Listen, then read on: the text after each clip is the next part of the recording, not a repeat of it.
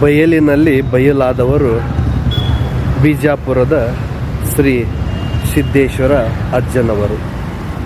ತಮ್ಮ ಜೀವಮಾನವಿಡೀ ತಾವು ತೊಟ್ಟಿರುವ ಅಂಗಿಗೆ ಜೋಬುಗಳನ್ನೇ ಹಚ್ಚದೆ ಬದುಕಿರುವಂತಹ ಸಿದ್ದೇಶ್ವರ ಅಜ್ಜವರು ಪಂಚಭೂತಗಳಲ್ಲಿ ಲೀನ ಆಗಬೇಕಾದ್ರೆ ಯಾವುದೇ ತನ್ನ ಕುರುಹು ಕೂಡ ಇರಬಾರದು ಅಂತ ಅಪೇಕ್ಷೆ ಪಟ್ಟಿರುವ ಇಂತಹ ಸಿದ್ದೇಶ್ವರ ಅಜ್ಜನವರ ಯಾವುದೇ ಪುತ್ಥಳಿ, ದೇವಸ್ಥಾನ, ಮಠ ಮಂದಿರ, ಸಮಾಧಿಗಳು ಆಗಬಾರ್ದು ಅನ್ನೋದು ಅವ್ರದ್ದು ಕೂಡ ಆಶೆ, ಇಚ್ಛೆ ಆಗಿತ್ತು.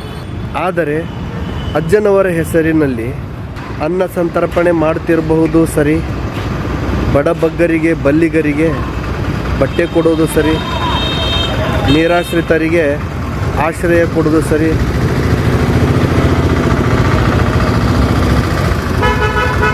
ಹಾಗೂ ರೋಗಿಗಳಿದ್ದರೆ ಹಣ್ಣು ಹಂಪಲಿನ ಜೊತೆಗೆ ತಿಂಗಳಿಗಾಗುವಷ್ಟು ಅವರಿಗೆ ಔಷಧಿ ಕೊಟ್ಟರೂ ಸಹ ಬಯಲಿನಲ್ಲಿ ಬಯಲಾಗಿರುವ ಶ್ರೀ ಸಿದ್ದೇಶ್ವರ ಅಜ್ಜನವರು ಒಪ್ಪಬಹುದು ಅಂತ ಅನ್ನೋದು ಒಂದು ಅಭಿಪ್ರಾಯ.